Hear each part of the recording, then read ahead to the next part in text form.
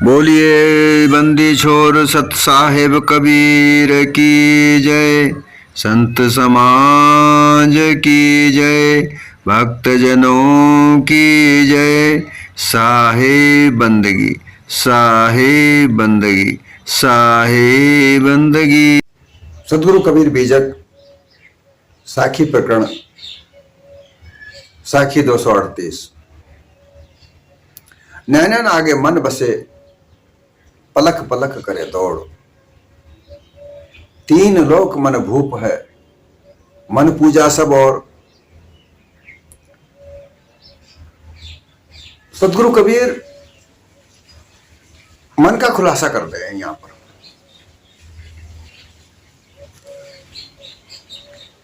कि ये मन एक वृत्ति है।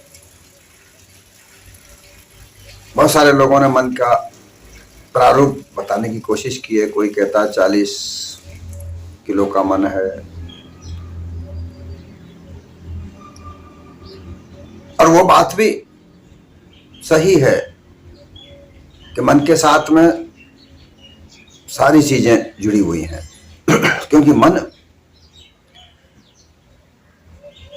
भूप, तीन लोग मन भूप है।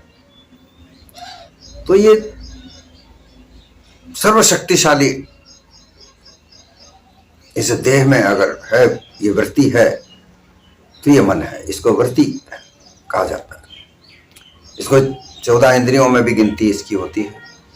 अंतःकरण के 4 जो वृत्तियां हैं, मन चित्त बुद्धि अहंकार, ये जो वृत्तियां हैं, ये वृत्तियां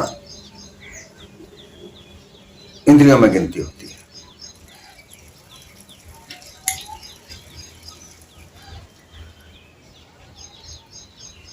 मन के द्वारा ही सारे कार्य संसार में होते हैं,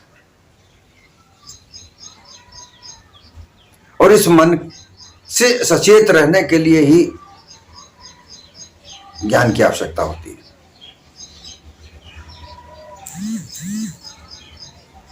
अगर मन से सचेत न रहा जाए तो फिर ये जीव गफलत में रहता है और आवागमन के चक्रव्यूह में पड़ा रहता है, मोक्ष पद प्राप्त नहीं कर सकता।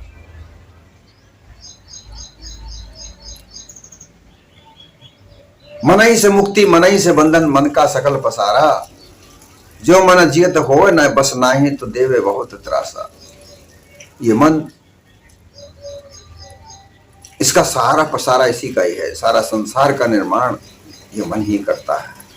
सारी जितनी भी मान्यताएं बनाता है ये मन ही बनाता है।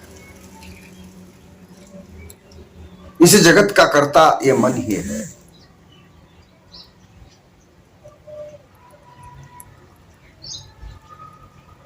और सत्ता चेतन स्वरूप जीव की है। अगर चेतन स्वरूप जीव ना हो तो मन कुछ नहीं कर सकता। परंतु मन इतना शक्तिशाली है कि चेतन स्वरूप जीव की परवाह न करके वो अपनी सत्ता पर ही कायम रहता है और अपने मन माने एक तरीके से कार्य करता है। अब अगर इसको सुधारा न जाए तो जो इसके साथ है, जो इसका परिवार है, वो इसके साथ ही लगा रहता है। जिस तरीके से एक व्यक्ति किसी राजा के यहां जन्म होता है उसका, तो राजा तो सत्ताधारक होता है, बाकी सब प्रजा होती है। अब राजा का पुत्र, उसके आगे पीछे कई नौकरों की फौज लगी होती है। सारे प्रजा उस पुत्र को भावी राजा के रूप में देखते हैं।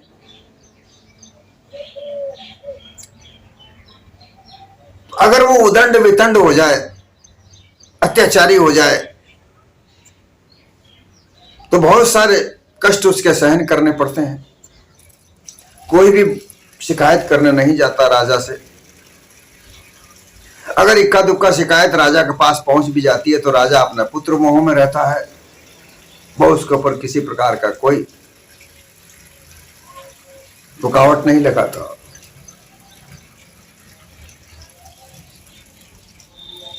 तो जो राजा है वह मोह में बंधा हुआ है, पुत्र के मोह में, और पुत्र वितंड है, उतंड है, व्यभिचारी है,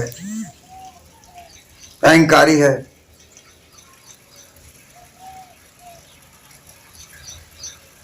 अब उसको सुधारने के लिए जब राजा को पता चलता है कि मेरा पुत्र ज्यादा ही बिगड़ गया है, ज्यादा ही कुमारकगामी हो गया है, तो उसको सुधारने के लिए वह शिक्षा के लिए भेजता है। वह शिक्षा ग्रहण करता है, और अच्छा गुरु अगर उसे मिल जाए तो शिक्षा दे करके उसको वह प्रबोधता है, समझाता है। जब उसके समझ में आ जाती है तो उसका अज्ञान दूर होता है, वह अज्ञान का साथ छोड़ता है और ज्ञान के साथ लगता है। अज्ञान के साथ जब तक वो रहता है, जब तक अविद्या उसके साथ रहती है, मिथ्या मानिंदियां उसके साथ रहती हैं, तरह तरह की जो काल्पनिक अनुभव होते हैं वो सब उसके साथ रहते हैं, अनुमान उसके साथ रहता है। क्योंकि ये मन जो है ये हमेशा स्वप्न अवस्था में रहता है। जागृत अवस्था में अहंकार रहता है, मन हमेशा स्वप्न अवस्था में रहता है। जागृत अवस्था में अहंकार रहता है, वहां ज्ञान उसका पुत्र है, अविद्या इसकी स्त्री है, अहंकार की। तो अविद्या और अहंकार दोनों मिलकर के तरह तरह की सृजना करते हैं। रजोगुण रहता ना, रजोगुण ब्रह्मा कहा जाता है। तो अहंकार के वश होकर के तरह तरह की सृजना करता है, सृजन करता है, कई तरह की सृजन करता है। अब इस सृजन में मिथ्या भी है, रोचक है, भयानक है। इस तरह के जो सृजन करता है, उसी सृजन को देखकर ये मन और सृजन करने की प्रेरणा देता है। तो स्वप्न देखता है ना, स्वप्न अवस्था में रहता है, तो स्वप्न अवस्था में रह करके तरह तरह की अनुमान कल्पना करता है। उस अनुमान कल्पना में विभिन्न प्रकार की वाणियों की रचना करता है, विभिन्न प्रकार के आशाएं, तृष्णाएं जागृत होती हैं और उनसे बहुत सारी कल्पना जागृत होती है। उन्हें साकार रूप देने के लिए अहंकार साथ करता है। अज्ञान दशा है, बाल दशा होती है। अज्ञान की दशा क्या है? बाल दशा है।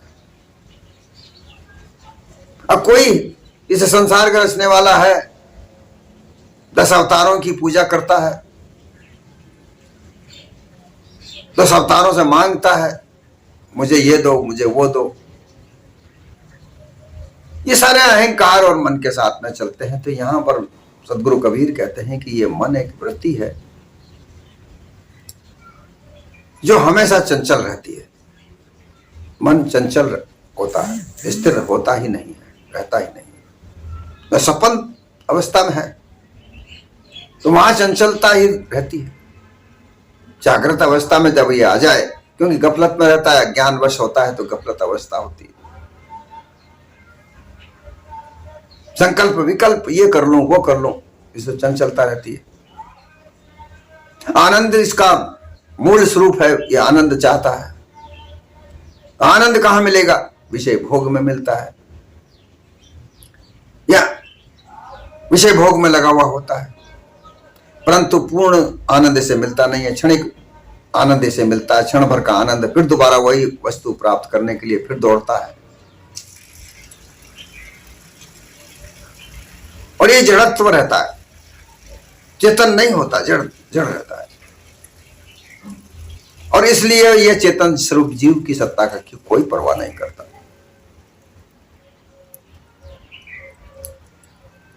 नैन आगे मन बसे। अब रहता कहां है? दो नैन के बीचों बीच की जगह जो होती है हृदय है। आप दो नयन, दो नासिका के स्वर, उनके बीच में सीधे जाओ, हृदय पर, जहां पर हृदय का स्थान है वहां आओ, तो बीचों बीच होता है, नाभि होती है, जहां दोनों नैनों को नाक के ऊपर एक सिद्ध में लगा करके और नाभि पर देखा जाता है। जो मुद्रा लगाई जाती है, दाक्षिणी मुद्रा जब लगती है, अगोचरी मुद्रा जिसे कहते हैं, वो जब नाक लगती है तो दोनों आंखों को नाक की बिंदु पर, बीचों बीच, नाक के बीचों बीच की बिंदु पर लगाई जाती है और वहां से देखते हुए नाभि पर देखते हैं। तो दोनों के बीच में जो बनती है, अर्थात इला पिंगला सुषुम्ना, ये बीच का जो भाग है, उस भाग के हृदय में जो है हृदय स्थान है, वहां पर यह मन रहता है।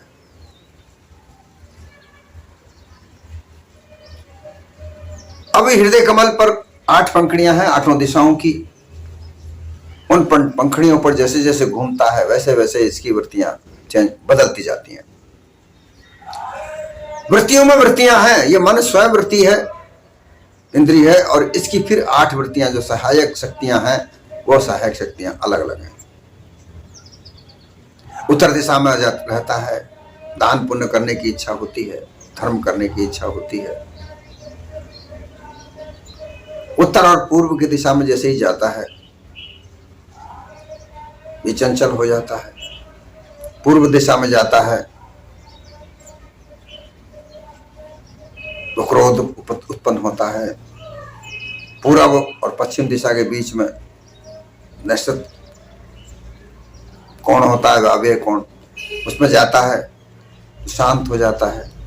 फिर पश्चिम दिशा में जाता है, दक्षिण दिशा में जाता है, दक्षिण दिशा में जाकर के अग्नि कोण होता है। दक्षिण दिशा और पूर्व दिशा के बीच में जो अग्नि कोण होता है, वहां पर ये क्रोध करता है। फिर दक्षिण दिशा पर आता है तो ये विरोध करता है। फिर दक्षिण दिशा और पश्चिम दिशा के बीच में जाता है तो वहां ये भोग करने की इच्छा करता है। फिर पश्चिम दिशा में जाता है तो वहां ये चोरी करना, व्यभिचार करना, इस तरह की वृत्तियों पे जाता है। फिर पश्चिम दिशा और उत्तर दिशा के बीच में जाता है, वहां ये फिर शांत हो जाता है। तो इस तरह की जिस वृत्ति पर ये घूमता है, जिस पंखड़ी पर ये जाता है, वैसी वैसी इसकी वृत्तियां बदलती हैं। तो वृत्तियों में वृत्तियां, वृत्ति खुद मन है और फिर इसकी सहायक वृत्तियां हैं।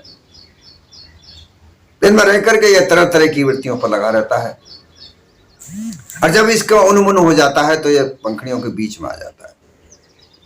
तो इस उन्मूलन दशा को रखने के लिए ही संत कहते हैं, महापुरुष कहते हैं कि इस मन को उन्मूलन रखने के लिए अपने इसको बीच में लाओ, इसको हमेशा स्थिर रखो, तब ये इसकी चंचलता खत्म होगी। तो पलक पलक मतलब एक समय की गिनती है, एक पल इसे कहते हैं। जो पलक झपकते हैं, एक बार पलक झपकता है उसको पल कहते हैं। साधारण तौर पर जो पलक झपकते हैं उसको पल कहते हैं। फिर उससे गिनती होती है। पल भी क्षणों में विभक्त है, 3 क्षण का एक पल, फिर उसके आधार पर आगे गिनती होती है। कभी इसका वीडियो भी बनाऊंगा। तो इस तरीके से ये जो मन है, ये हमेशा जो भी कुछ करता है, जो यही करता है, और रहता कहाँ है? ये हृदय में रहता है। नैनन आगे मन बसे, ये हृदय में रहता है, नैन के आगे रहता है, अर्थात सामने रहता है। जगह दोनों नैनों के बीच की जगह जो हृदय में आती है, वह जगह है हृदय कमल की जो जगह है। हृदय कमल जो होता है वो 8 कमल के से भी अलग है। इसका कमल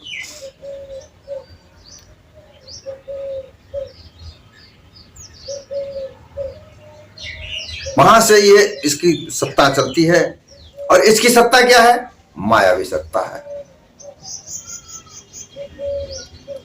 चेतन स्वरूप जीव की सत्ता क्या है? माया का संचार भी करती है, क्योंकि चेतन सत्ता जड़ को संचालित करती है। ये जो जड़ पदार्थ हैं, ये चेतन की सत्ता से ही रंग भरते हैं, तरह तरह के रंग भरते हैं। जड़ बिन चेतन रंग नहीं भरता, जड़ बिन चेतन रहे अकर्ता, क्योंकि जड़ के बगैर चेतन अकर्ता रहता है। कोई भी कार्य करने का सहारा चेतन का जड़ है, जड़ से ही कोई कार्य होता है। और चेतन बिन जड़ रंग नहीं भरता। जब तक चेतन की सत्ता नहीं है, जब तक जो जड़ है वो रंग नहीं भरता। इनका दोनों का अनादि का संबंध है। बिना चेतन के जड़ रंग नहीं भरता, अर्थात तरह तरह की जो रचना बनती हैं वो चेतन की सत्ता से ही बनती है। तो ये जड़ पदार्थों को जो भी आकार प्रकार रूप रंग दिए जाते हैं वो चेतन की सत्ता से दिए जाते हैं।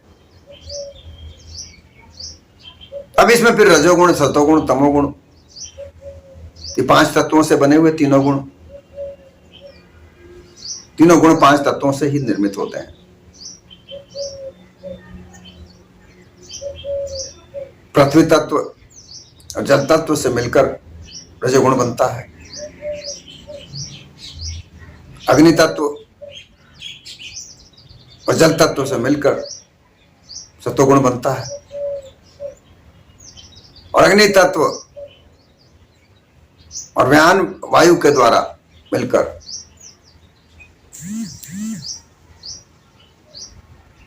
तमोगुण बनता है।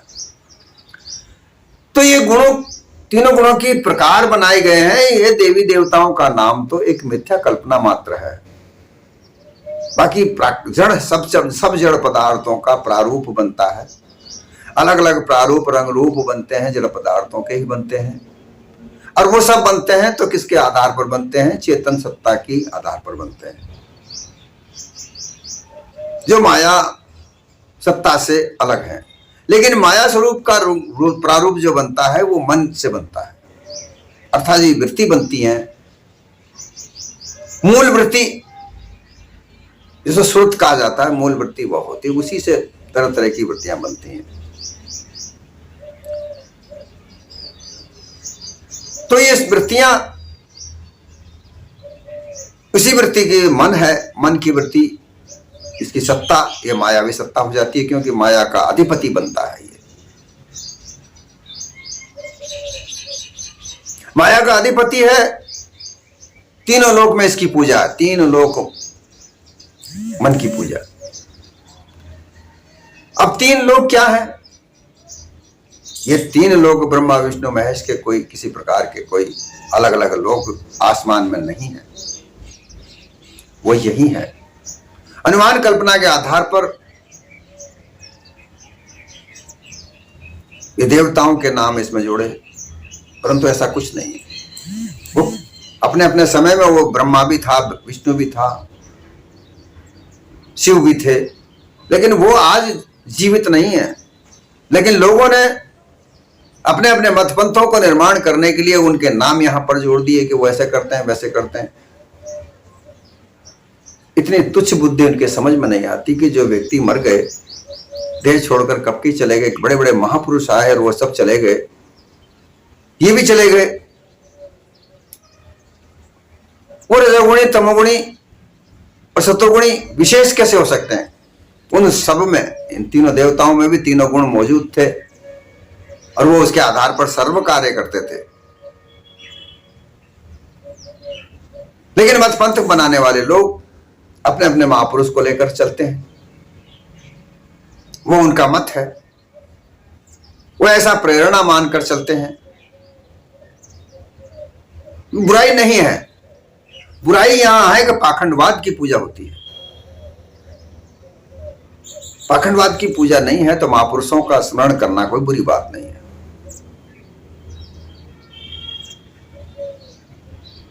महापुरुषों में कबीर भी हैं, महापुरुषों में रैदास भी है, महापुरुषों में बहुत बड़े बड़े ऋषि हुए। उन्होंने अपने अपने अनुभव से संसार को दिया। उस अनुभव को लेकर के लोगों ने अपने अपने मतपंथ बना दिए। फिर उन मतपंथों में अलग अलग तरीके, तौर तरीके जोड़ दिए, मान्यताएं जोड़ दी। तो ये सब काम किसका है? ये सब मन का है। ये सारे मन के कार्य हैं। मन के कार्य से ही ये सब कुछ होता है। अब 3 लोग की बात आती है, भक्त, योगी और ज्ञानी। ये 3 लोग हैं। कैसे हैं? आप विचार करके देख लीजिए, योगियों का अपना ही संसार है। योगी अपनी मान्यताओं के आधार पर रहते हैं, खाते हैं, पीते हैं, प्रारूप बनाते हैं, बात करते हैं। उन योगियों में भी फिर कितने ही प्रकार के योगी हैं। 10 प्रकार के योगी गए, 12 प्रकार के योगी हैं।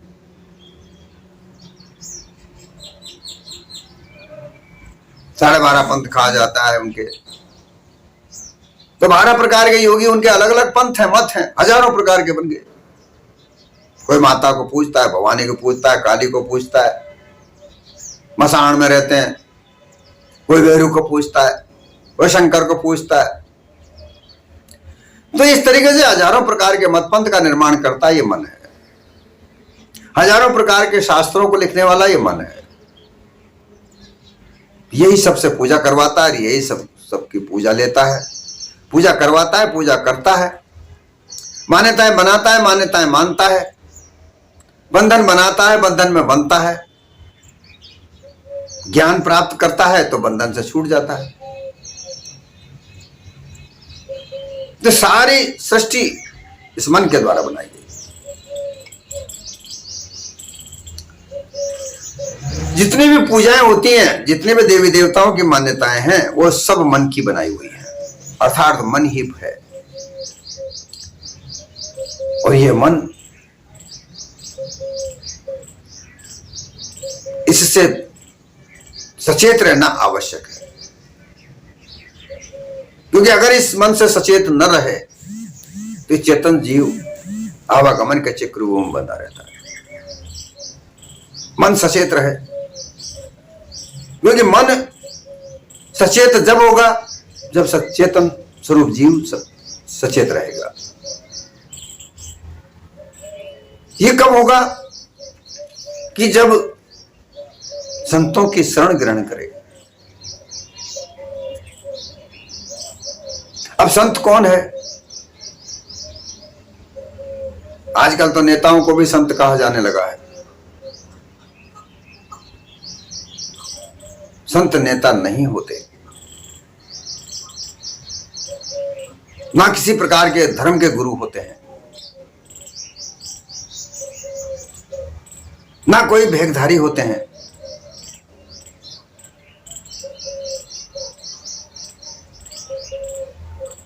उनका संत स्वरूप होता है। उस संत स्वरूप में वो वैसे वस्त्र अवश्य पहनते हैं, क्योंकि दूर से देखने से पता लगे कि भाई यह संत स्वरूप है। सतगुरु तुमको बंदगी संत स्वरूप ही देव। राम रहस्य साहब ने कहा कि संत स्वरूप का देवता, उनका स्वरूप क्या है, पहचान कैसी होती है कि उनका संत स्वरूप होता है, वो संत बने हुए होते हैं। संत का एक बाना होता है, वो बाना पहन करके वो जगत में विचरण करते हैं। उनके बाने को देखने से ही पता चल जाता है कि कोई संत है भाई। अब उनमें ज्ञान कितना है, किस अधिकार को वो दे सकते हैं, ये उनके साथ सत्संग करने से पता चलता है। अन्यथा तो भेखधारी बनकर दुनिया भर के जटा झूठ होकर कोई मुंड मुड़ाता है, कोई जटा बढ़ाता है, कोई आत्मा त्रिशूल रहता है, कोई डमरू लेता है,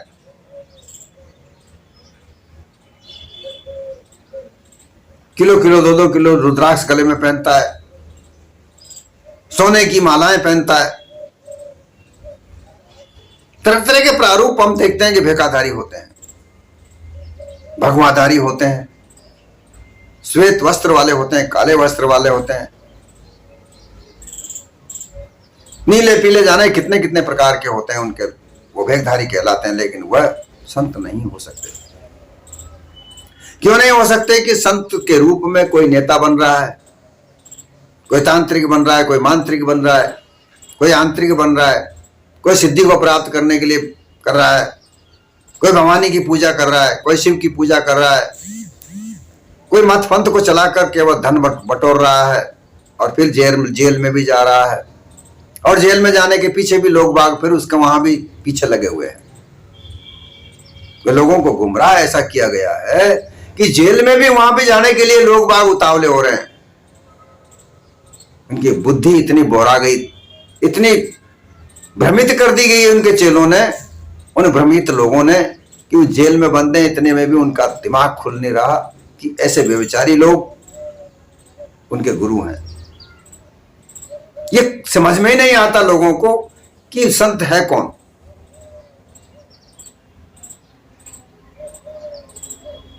संत वो है जो सब प्रकार से शांत हो जाए,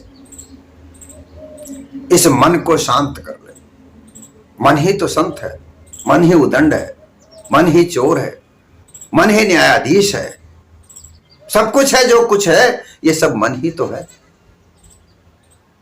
उतंड वितंड मार काट करने वाला, अपने मत का प्रचार करने के लिए कुछ भी करने वाला संत कैसे हो सकता है?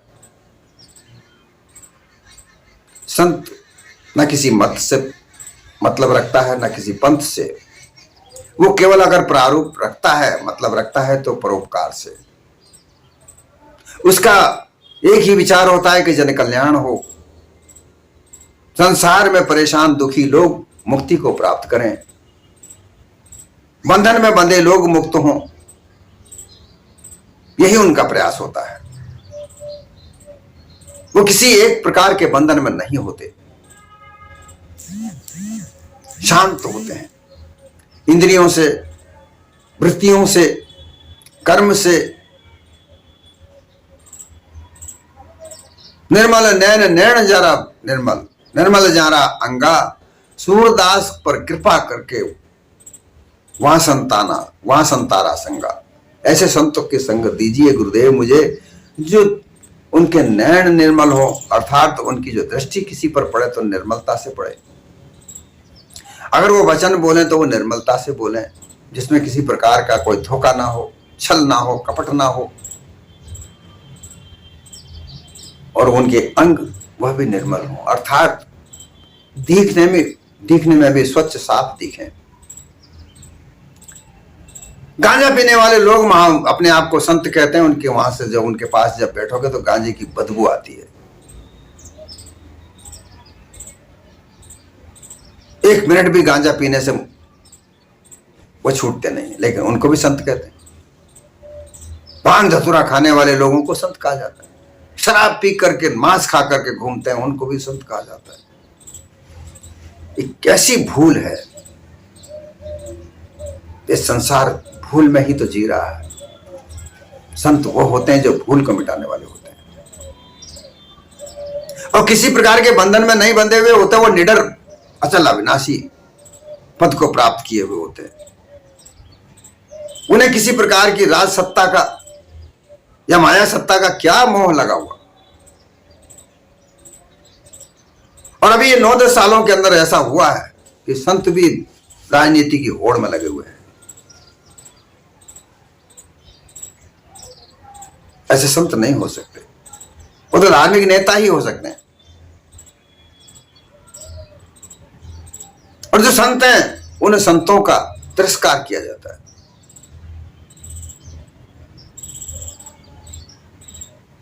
ऐसी परंपरा का निर्माण हुआ है इन 9-10 सालों में। आप अपने आप को महसूस करके देख लीजिए। ये मैं नहीं कह रहा, ये संसार में दिख रहा है। और इससे क्या कल्याण होगा, यह आप देख लीजिए।